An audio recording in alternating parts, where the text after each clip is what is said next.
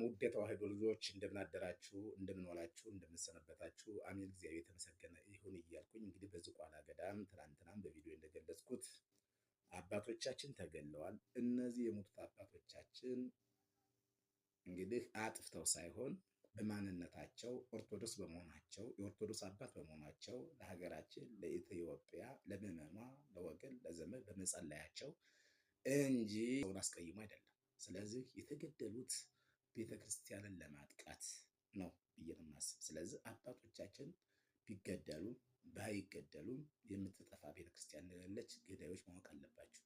ምክንያቱም ቤተክርስቲያን የተመሰረተችው በክርስቶስ ደም ነው። ቤተክርስቲያን የተመሰረተችው በክርስቶስ ሞት ነው።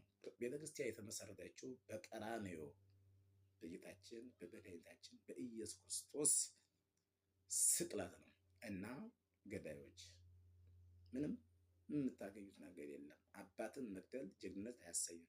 መነኩሴን መግደል ጉልበተኛ አያሰኝም። መነኩሴን መግደል በእውነት የምታገኙት ትርፍ የለም። ኪሳራ ያመዝንባቸዋል እንጂ የምታገኙት ትርፍ የለም። በእውነት እነዚህ አባቶቻችን ለሀገራቸው፣ ለወገናቸው፣ ለዘመዶቻቸው፣ ለዓለም ሕዝቦች እንዲሁም ለእናንተ ለገዳዮች ጭምር የሚጸልዩ አባቶች እንጂ ለራሳቸው ጥቅም ሲሉ ገዳም የገቡ አይደለም።